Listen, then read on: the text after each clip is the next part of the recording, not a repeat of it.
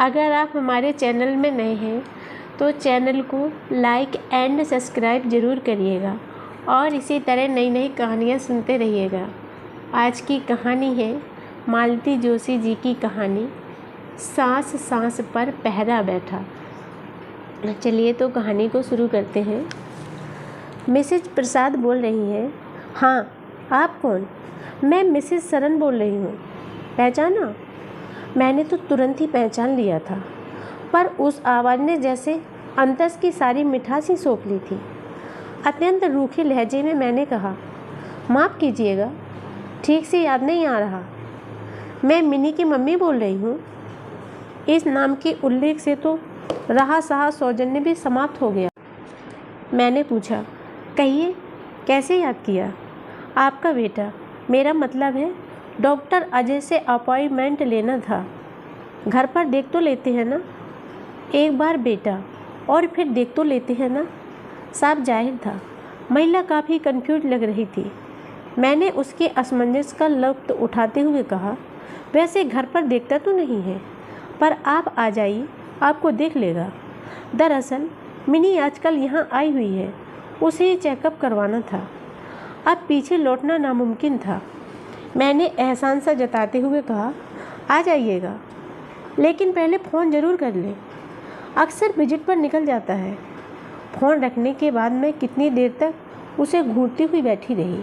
वह प्रसंग याद आया जब पहली बार यह आवाज़ सुनी थी। उन दिनों तक ना तो यह बंगला था, ना ही हमारे घर में फ़ोन था।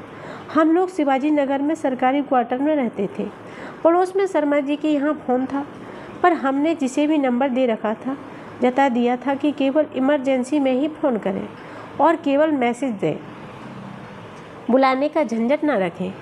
इसीलिए उस दिन जब पड़ोस की नीतू ने आकर बताया कि आंटी आपका फ़ोन है, तो बहुत आश्चर्य हुआ। कोई मिसेज सरन बोल रही है, यह जानकर तो मैं और भी आश्चर्य में पड़ गई। इसी सोच में डूबी मैं उसके पीछे पीछे चल दी। मिसेज शर्मा अपनी बुनाई लेकर बारामदे में ही विराजमान थी और उस घर की प्रथा के अनुसार फ़ोन भी मुझे वहीं लाकर थमा दिया गया था। हेलो, मैंने कोपती सी आवाज़ में कहा। हेलो, कौन? मिसेज प्रसाद बोल रही हैं। उधर से एक दबंग आवाज़ आई, मैं मिसेज सरन बोल रही हूँ। जी, मैंने पहचाना नहीं। मैं मृणालिनी की मम्मी बोल रही हूँ। मृणालिनी कौन? आपके बेटे के साथ पढ़ती है, आपके घर भी अक्सर आती रहती है शायद। कौन मिनी? जी, उसका नाम मृणालिनी है। यह बात कुछ इस तरह ठोक बजाकर कही गई थी, दोबारा मैं उसे मिनी कहने का साहस न करूं। आप बता सकती हैं आपका बेटा आज कहाँ गया है? शायद भोजपुर जाने की बात थी। कौन कौन गया है?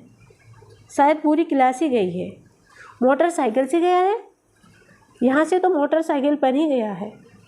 शायद बस करने की बात थी, पर बस के लिए कहाँ इकट्ठा होना है यह मुझे मालूम नहीं है। मेरी बात पूरी भी ना हो पाई थी कि वहाँ से फ़ोन रख दिया गया। मुझे बहुत बुरा लगा। अपनी बात ख़त्म करते ही मैं फ़ोन रखने वाली थी, पर वे ही बाजी मार गई। हताश होकर मैं पलटी तो देखा, अपनी बुनाई मुलतवी करके मिसेज शर्मा फ़ोन पर कान दिए बैठी हैं। उनकी आंखों में उत्सुकता फूटी पड़ रही थी। उनके सामने कुछ तो कहना ही था। ये लड़कियां भी अजीब होती हैं। अरे, तुम बाहर जा रही हो तो घर पर ठीक से बताकर तो जाओ। माँ बाप बेचारे परेशान होते हैं। मिसेज शर्मा के सामने तो मैंने अभिनय कर लिया, पर घर पहुँचने पर वह अपमान फिर से मुझे सालने लगा। कानों में वही आवाज़ गूंजने लगी। लगा जैसे मुझे कटघरे में खड़ा करके वे क्रॉस एग्जामिन कर रही हूँ। मैं इस कदर जली भुनी बैठी थी कि अजय के लौटने पर उसे पानी भी नहीं पीने दिया और शुरू हो गई। वो तुम्हारी मिनी की मम्मी का फ़ोन आया था। क्या कह रही थी? दुनिया भर के सवाल पूछ रही थी। ये लोग कहाँ गए हैं, कैसे गए हैं, साथ में कौन कौन है? क्या मिनी घर पर कुछ भी बता नहीं जाती? अजीब बेवकूफ़ औरत है। अजय, मैंने डपटा, तुम किसी की माँ के बारे में बात मत कर रहे हो। सॉरी मम्मा, पर मेरे सामने मिनी ने उन्हें सारी डिटेल्स बताए थे। कह रही थी ये 5वीं बार सब कुछ पूछे जा रहा है। तो क्या तुम उसके घर गए थे? हाँ, उसने कहा था मुझे पिकअप कर लेना। वहीं से हम लोग गर्ल्स हॉस्टल गए थे। तभी तो उनका माथा ठनका होगा। सोचा होगा दोनों अकेले ही कहीं निकल गए हैं। पर जो कुछ भी कहना सुनना था अपनी बेटी से कहती। मुझ पर रौब झाड़ने की क्या ज़रूरत थी? अपनी बेटी पर तो बस चलता नहीं है, दूसरों पर धौंस जमाती है। इस औरत का दूसरा फ़ोन तो और भी अप्रीतिकर था। आज भी याद आती है तो अपमान से मेरा बदन जलने लगता है। उस समय तक मिनी मेरे घर में नहीं, मेरे मन में भी रच बस गई थी। उसके लिए कार्डिगन बुनते बुनते मैं बहुत महीन सपने बुनने लगी थी। अब मेरे घर में उसकी पसंद का खाना बनने लगा था। उसकी पसंद के अचार बनने लगे थे। एक दिन अजय ने शिकायत कर दी थी, मम्मा ये भुक्खड़ लड़की मेरा सारा टिफ़िन चट कर जाती है। तब से मैं अजय को बड़ा सा टिफ़िन देने लगी थी। उसमें आलू के, मेथी के, मूली के, गोभी के पराठे बदल बदल कर देती। तीज त्योहारों पर उसके हिस्से की मिठाई भी रखती। बाजार जाती तो उसकी नाप की चूड़ियाँ ले आती या बालों में बांधने के लिए नई नई चीज़ें ले आती। कभी उसके लिए रूमाल का सेट ले आती या मीठी सुपारी के पैकेट्स। अपनी मनपसंद चीज़ें पाकर वह बच्चों की तरह किलकारी भरती और मेरी खुशी का पारावार न रहता। 1-2 बार अजय ने कहा भी, मम्मा क्या तुम्हें नहीं लगता कि ये कुछ ज़्यादा ही हो रहा है? फालतू फिलॉसफी भगाने की ज़रूरत नहीं है। मैं उसे डपट देती। भगवान ने मुझे लड़की नहीं दी, वही शौक़ अब पूरा कर रही हूँ। बस इसमें ज़्यादा और कम की क्या बात है? इस बार लेकिन ज़रा अति ही हो गई थी। भतीजे की शादी में हैदराबाद जा रही थी तो मिनी ने हैदराबादी मोतियों की फरमाइश कर दी। मैं तो निहाल हो गई। अपने गुप्त खजाने से मैंने पैसे निकाल लिए और श्रीमान जी से छुपाकर एक प्यारा सा सेट खरीद लिया। घर लौटते ही मैंने अजय को अपनी सौगात दिखाई। उसने निर्लिप्त भाव से देखा और रख दिया। वैसे भी लड़कों को इन चीज़ों में कोई दिलचस्पी नहीं होती, पर मेरा उत्साह तो फूटा पड़ रहा था। मैंने कहा मिनी के लिए है क्या? वह बुरी तरह चौंका। और क्या, तुम क्या समझते थे ये झुमके मैं पहनूंगी? मम्मा, उसने गंभीर होकर कहा, उसके लिए इतने पैसे फूंकने की कोई ज़रूरत नहीं थी। इतने पैसे कहाँ फूके हैं? कोई बहुत महंगा थोड़े ही है। तब तो और भी तुम समझती नहीं हो मम्मा।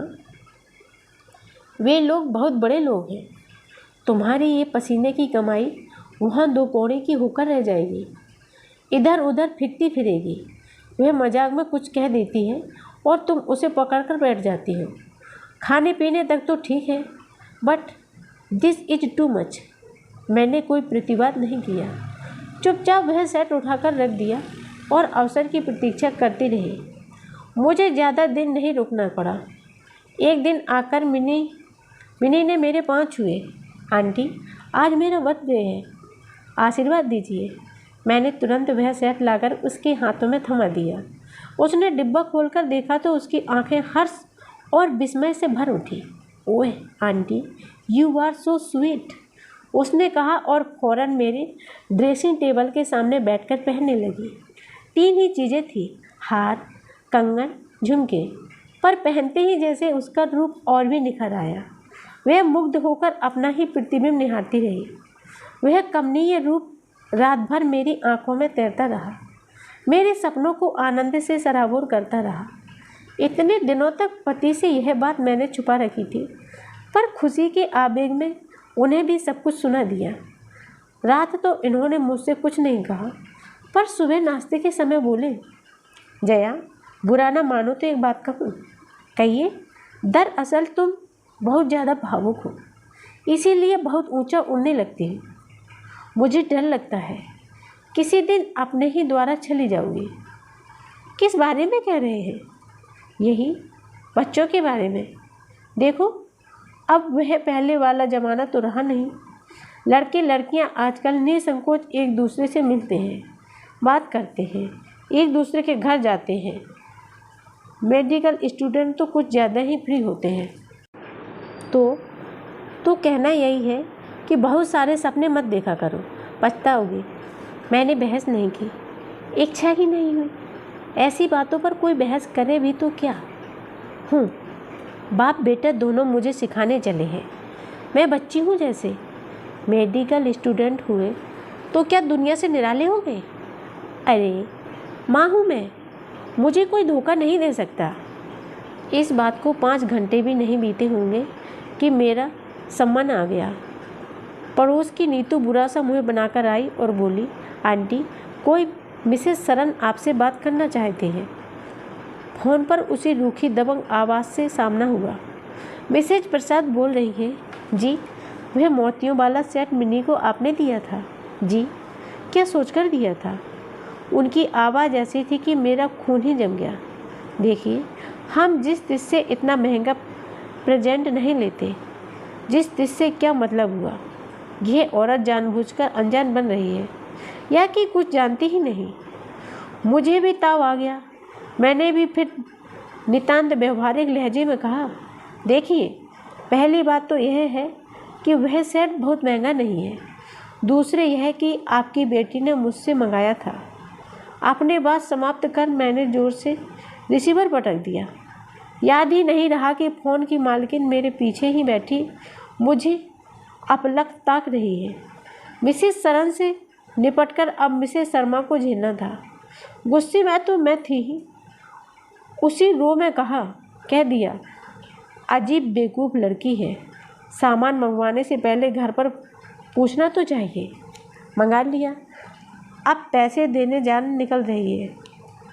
और देखिए मिसेस शर्मा, अब इस औरत का फ़ोन आए तो मुझे मत बुलाइएगा प्लीज़। मैं कहाँ तक इनकी बिटिया की चौकीदारी करती रहूँगी। उसके बाद फ़ोन तो नहीं आया। तीसरे दिन एक चपरासी मेरा पता ठिकाना पूछता हुआ आया। उसने एक लिफाफा मुझे पकड़ाया। देखा, पूरे 1000 रुपये थे। मैंने भी 990 रुपये काटकर बची हुई राशि बिल के साथ उनके घर भेज दी। वे पैसे कितने ही दिनों तक मेरे दराज में पड़े रहे। मुझे हाथ लगाने की भी इच्छा नहीं हुई। लगा कि जैसे किसी ने मेरा स्नेह दान ही लौटा दिया हो। शर्म के मारे मैंने अजय से या उसके पापा से कभी इस बात का जिक्र भी नहीं किया। मिनी को शायद इन सब बातों की खबर ही नहीं थी। वह उसी तरह घर आती रही, मुझसे पनीर के पकौड़े और मूंग की कचौड़ी बनवाती रही। अजय की शिकायतों का पुलिंदा खोलती रही, पर मेरा मन रूठा ही रहा।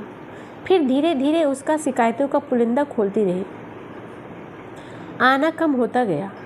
तब मुझे लगा कि मुझे उसकी कितनी आदत हो गई है। किसी किसी दिन तो मैं सड़क पर पलके बिछाई ही बैठी रहती हूँ और जब वह नहीं आती तो अपने को ही दोष देती। मेरा अपमान तो उसकी माँ ने किया है। वह बेचारी तो मुझसे हमेशा आदर और स्नेह से ही मिलती रही है। फिर उस पर नाराज़ होना मेरी बेवकूफ़ी ही थी। उन दिनों शायद अजय इंटर्नशिप कर रहा था, साथ ही पीजी की पढ़ाई भी जोरों से चल रही थी। पर इस बीच मिनी बिल्कुल अंतर्ध्यान हो गई थी। आखिर घबराकर मैंने एक दिन पूछ ही लिया, क्या बात है, आजकल मिनी नहीं आती है? शुक्र है कि नहीं आती। आती है तो इतनी धमा चौकड़ी मचाती है कि एक अक्षर पढ़ा नहीं जाता। उसको तो कोई फ़र्क नहीं पड़ता, पर मेरी पढ़ाई तो चौपट हो जाती है। तो क्या वह परीक्षा नहीं देगी? इंटर्नशिप ही कर ले तो बहुत है। क्यों? ऐसा क्यों? उसे ज़रूरत क्या है मम्मी? उसके ससुराल वाले इतने अमीर हैं कि एक एक डॉक्टर उसके लिए अलग से रख सकते हैं। तो क्या उसकी शादी हो रही है? हाँ, अगले महीने। मैंने अजय की ओर देखा। उसका चेहरा एकदम सीधा सपाट था। अंजू, क्या सचमुच? मैं पूछना चाह रही थी कि अज्जू, क्या सचमुच में तुम्हें बुरा नहीं लगा? तुम्हारा मन भी तुम्हारे स्वर की तरह निर्लिप्त और शांत बना हुआ है। पर पूछ नहीं सकी। मेरी अपनी ही आवाज़ लड़खड़ा गई। चेहरा भी जाने कैसा तो हो गया। अजय अपनी कॉफ़ी किताब छोड़कर मेरे पास आ खड़ा हुआ। मेरी पीठ सहलाते हुए बोला, क्या बात है मम्मा, तुम्हारी तबीयत तो ठीक है ना? दरअसल तुम सोचती बहुत हो। आप जाकर लेट जाओ, मैं गोली दे रहा हूँ, खाकर सो जाओ। मुझे अपने ऊपर बहुत शर्म आई। लगा कि बेटा मुझसे ज़्यादा समझदार है। फिर मिनी की शादी का कार्ड भी आया। खुद मिस्टर एंड मिसेस सरन देने आए थे। बेटी ने ठेल ठाल कर भेजा होगा। इस बार मिसेस सरन का मूड काफ़ी अच्छा था। शायद अब उन्हें मुझसे या मेरे बेटे से कोई खतरा नहीं था, इसीलिए वे निश्चिंत हो गई थी। उन्होंने अजय की भूरी प्रशंसा की। हम लोगों से शादी में आने के लिए बार बार आग्रह किया। उनके निमंत्रण का मान रखने के लिए हमें शादी में जाना भी पड़ा। उस समारोह में वैभव के भव्य प्रदर्शन को देखकर मैं सहम गई। किस बूते पर मैं इस लड़की को बहू बनाने चली थी। मेरे घर में एक फ़ोन तक नहीं है। उसके बाद 2-3 साल मेरे बहुत हताशा में बीते। अजय ने MD किया, उसके लिए डॉक्टर बहू भी आई। रिटायरमेंट के बाद हमने यह बंगला भी बनवाया। अब तो खैर गाड़ी भी है, पर कुछ है जो कसकता ही रहता है। रात खाना खाते हुए मैंने कहा, आज मिसेस सरन का फ़ोन आया था। कौन मिसेस सरन? अरे वही मिनी की मम्मी। तो ऐसा कहो ना, उन्हें मिसेस सरन के नाम से कौन जानता है? ये तो मिनी की मम्मी के नाम से ही मशहूर है। बेचारी mini and her formidable mummy. Ajay कितने सहज भाव से यह सब कह गया था। मैंने कनखियों की चारू की ओर देखा। वह बड़े मनोयोग से कार्तिक को खाना खिला रही थी। क्या यह मिनी के बारे में जानती है? जानती है तो कितना। हाँ, तो ये मिसेस सरन क्या कह रही थी? अपॉइंटमेंट मांग रही थी। मिनी का चेकअप करवाना है। मैंने फिर एक बार चारू की ओर देखा। वह अपने काम में व्यस्त थी। तुमने क्या जवाब दिया मम्मा? क्या कहती? यही कहा कि आने से पहले फ़ोन कर ले। That's good. पर मिनी को यहाँ आने की क्या ज़रूरत पड़ गई? लोग तो यहाँ से मुंबई जाते हैं। विश्वास भी तो कोई चीज़ होती है। मैंने आंखें गड़ाकर चारू के चेहरे की ओर देखा, पर कहीं कोई सलवट नज़र नहीं आई। शायद उसने सहज भाव से ही यह कह दिया होगा। अजय को तो उसकी बात पर हंसी ही आ गई थी। बोला, तुम विश्वास की बात करती हो? वह बेवकूफ़ मुझे डॉक्टर भी मान ले तो बहुत है। अरे अमीरों का यही एक शगल होता है। अपनी तबीयत का रोना लेकर डॉक्टरों के यहाँ दौड़ते रहते हैं। पैसे खर्च करने का कुछ तो बहाना मिले। जैसा कि तय हुआ था, एक दिन दोपहर 4 बजे दोनों माँ बेटी पधारे। मिनी को मैं लगभग 10 साल बाद देख रही थी। सुख और वैभव जैसे उसके शरीर में फूटा पड़ रहा था। अजय तो छूटते ही बोला, वाह, घर कैसा भरा भरा लग रहा है। पता चल रहा है कि कोई खाते पीते घर की महिला पधारी है। अजय, मैंने डपटा। अच्छा हुआ तो मिसेस सरन उसके व्यंग्य को समझ नहीं पाई। शायद वे इस मना स्थिति में भी नहीं। बिसूरते हुए बोली, खाते पीते घर की होने से क्या फ़र्क पड़ता है बेटा? कोई खाए पिए तब तो उसे ना तो भूख लगती है ना नींद आती है। थोड़ी देर को सोती है तो अजीब अजीब सपने आते हैं। कितनी सी उम्र में BP की प्रॉब्लम हो गई है। डॉक्टर कहते हैं कि जल्दी कंट्रोल नहीं हुआ तो हार्ट भी डैमेज हो सकता है। वहाँ से ऐसी ऐसी चिट्ठियाँ लिखती थी कि पढ़कर रोना आ जाता था। इसीलिए मैंने यहीं बुला लिया। इतने दिनों तक तो बच्चों के स्कूल का बहाना था, अब तो वे दोनों ही हॉस्टल चले गए। मैंने कहा, आप यहाँ 2-4 महीने रहो और लगकर इलाज करवाओ। तुम्हें ठीक करने की भेजूँगी। 2-4 लोगों ने जब तुम्हारा जिक्र किया तो मैंने कहा, अरे ये तो अपना अजय है। सच बेटा, इतनी सी उम्र में तुमने बहुत नाम कमा लिया है। बड़ी खुशी होती है। इतने लंबे चौड़े वक्तव्य के बाद वे सांस लेने को रुकी तो अजय ने कहा, अच्छा तो आंटी, अब यह बताइए कि मैं डॉक्टर की तरह बात करूं या आपके अपने अजय की तरह? तुम तो अपने हो बेटा, अपनों की तरह ही बात करो ताकि पता तो चले कि बीमारी क्या है। बाकी लोग तो बस फीस वसूलते हैं और चल देते हैं।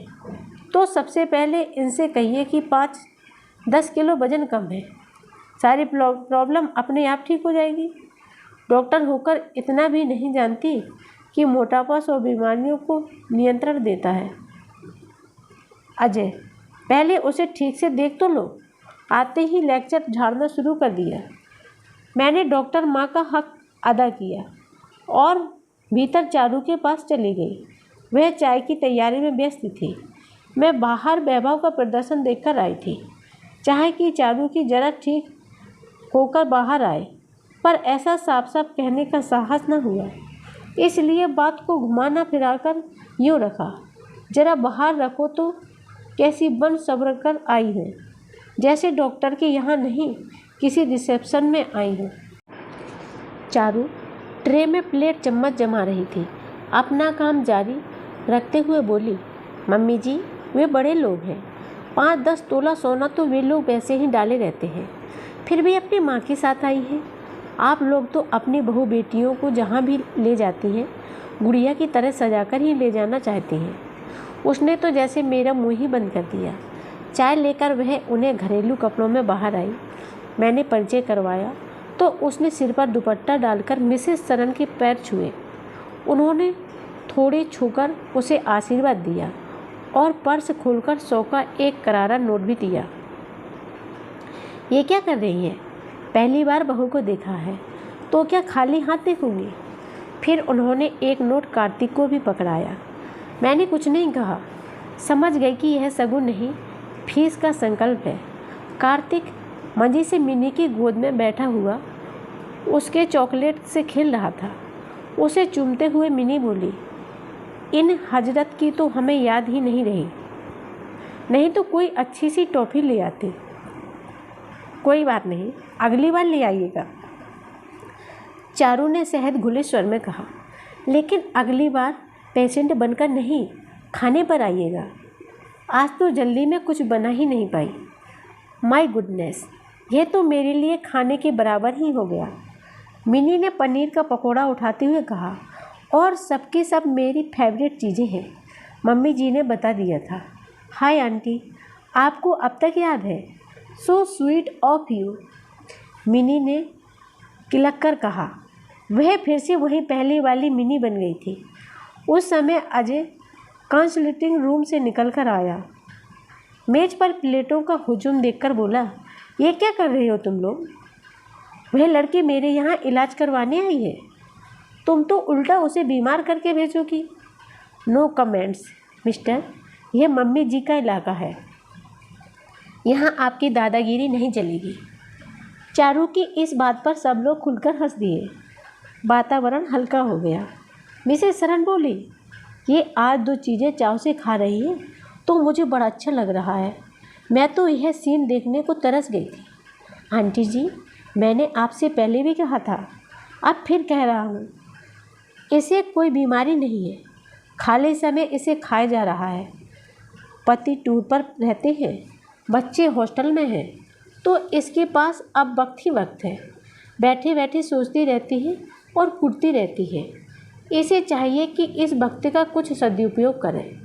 तो क्या करूं? घर में कुछ करने को तो हो तब। दर्जन भर नौकर चाकर हैं, उनके लिए ही काम नहीं निकलता तो हमें कौन करने देगा?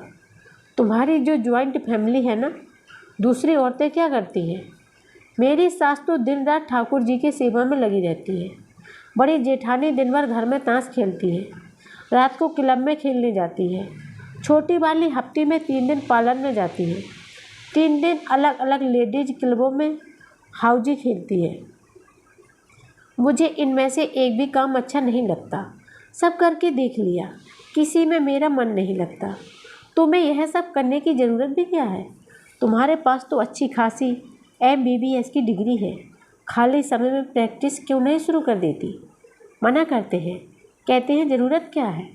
पैसे की ज़रूरत नहीं है, पर और भी ज़रूरतें होती हैं। तुम चाहो तो किसी झोपड़पट्टी में जाकर मुफ्त इलाज कर सकती हो, दवाइयाँ बांट सकती हो, स्वार्थ परमार्थ दोनों सिद्ध होगा। अरे वे लोग बहुत दकियानूस हैं, झोपड़पट्टी में नहीं जाने देंगे। मिसेस सरन बोली, घर में गैरेज तो होगा? 3 है, तो जो दिन में खाली रहता हो उसमें क्लिनिक खोल लो। अजय, हम लोग फ्लैट में रहते हैं और सोसाइटी वाले हर किसी को अहाते में नहीं आने देंगे। क्लिनिक में तो 10 तरह के लोग आएंगे, तो दूसरे मेंबर्स ऑब्जेक्शन उठाएंगे। दरअसल आजकल मुंबई में बंगलों में रहना बहुत अनसेफ हो गया है, इसीलिए सब बड़े लोग फ्लैट्स में ही रहते हैं। मिनी का फ्लैट कहने भर का फ्लैट है, पूरा महल है महल। मिसेस सरन से फ़ौरन स्पष्टीकरण दे डाला। उन्हें डर लगा कि कहीं हम मिनी की हैसियत कम ना आंक बैठे। तो तुम पति के साथ टूर पर जाया करो, बिजनेस में हाथ बटाया करो। यह तो बिल्कुल भी संभव नहीं। कहते हैं जितने चाहे पैसे लो और चुपचाप घर में बैठो, बिजनेस में टांग मत अड़ाओ। उनकी भाभीियों की तरह मैं पैसा फेंकती रहूं तो उन्हें कोई मलाल नहीं है, पर काम करने के नाम से उन्हें चिढ़ होती है। उनसे कहूँ कि पढ़ी लिखी और अनपढ़ महिलाओं में कुछ तो फर्क होगा। नहीं अजय, वे सब पढ़ी लिखी हैं। मेरी बड़ी जेठानी LLB है, छोटी तो MSc PhD है। मेरी सास तक उस जमाने की BA है। पढ़ लिख कर वे लोग इतना निष्क्रिय जीवन जी रहे हैं तो यह उनका अपना मसला है। It is their life. अपनी पढ़ाई लिखाई बर्बाद करने का उन्हें पूरा अधिकार है, पर तुम अपनी डिग्री में जंग लगने दो तो यह जुर्म होगा। It is a social crime. मतलब इस देश में डॉक्टरों का वैसे ही अकाल है। ऐसे में एक डॉक्टर अगर घर में बैठ जाए तो यह अन्याय नहीं होगा ना। एक विद्यार्थी को डॉक्टर बनाने में शासन का कितना खर्च आता है जानती हो, और तुम जैसे लोग उस खर्च को मिट्टी कर देते हैं। एक तो तुमने एक होनहार छात्र की सीट छीन ली, फिर उसका उपयोग भी नहीं किया। यह तो दोहरा अन्याय है। तुम BA MA करके घर बैठ जाती तो कोई बात नहीं थी, पर MBBS करने के घर बैठना यह तो अक्षम अपराध है। मिनी सिर झुकाए सुनती रही। उसकी माँ से बेटी की यह दशा नहीं देखी गई। बोली, पहले इसकी तबीयत तो ठीक हो ले, फिर सोचेंगे। उसकी तबीयत को कुछ नहीं हुआ है आंटी जी, यह सिर्फ फ्रस्ट्रेशन है। कुछ न कर पाने की व्यवस्था ने उसे बीमार कर दिया है। ऐसा ना होता तो वह भी मज़े में ताश खेलकर ज़िंदगी गुजार सकती थी। तो अब मैं क्या करूं? मिनी की आवाज़ ऐसी थी जैसे किसी गहरे कुएं से आ रही हो। करना क्या है? अपने घर वालों से कहो कि मुझे काम चाहिए। I need work. आपको पैसों की ज़रूरत ना सही, पर मुझे काम की ज़रूरत है, नहीं तो मैं पागल हो जाऊंगी। मिनी ने फिर सिर झुका लिया। मैं जानती थी अपने घर वालों से वह कभी कुछ नहीं कह पाएगी। वह इसी तरह मन में कुड़ती रहेगी, घुलती रहेगी। अगर कुछ कहने की हिम्मत होती तो क्या अपने माँ बाप से नहीं कहती कि मेरी शादी रोक दीजिए, मेरा मन कहीं और है, जो जीवन के निर्णायक क्षणों में मुँह नहीं खुल सकी। अब क्या बोलेगी? मम्मी जी, मैं चलूँ? देर हो रही है। हम सब ने चौंक कर सिर उठाया। चारू क्लिनिक जाने के लिए तैयार खड़ी थी। वह हमारे बीच से कब उठकर चली गई हमें पता ही नहीं चला। अभी आधा घंटा पहले एक घरेलू सी लड़की हमारे बीच में बैठी चाय का सामान समेट रही थी। अब हमारे सामने खड़ी थी एक चुस्त दुरुस्त डॉक्टर, कलफ लगी साड़ी गर्दन पर झूलता बड़ा सा जूड़ा, हाथों में स्टेथोस्कोप। दीदी, वह मिनी के पास जाकर बोली, हो सके तो हमें अपनी थोड़ी सी फुर्सत उधार दे दीजिए। देखिए ना कैसी भागम भाग मची रहती है। 2 घड़ी आपके पास बैठ भी ना पाई। मिनी निर्विमेष उसे देख रही थी। सचमुच चारू का चेहरा आत्मविश्वास के तेज से दमक रहा था। उसके सामने मिनी कितनी फीकी और असहाय लग रही थी। पहली बार मुझे अपनी बहू पर प्यार आया। लगा इन लोगों की नज़र न लग जाए कहीं।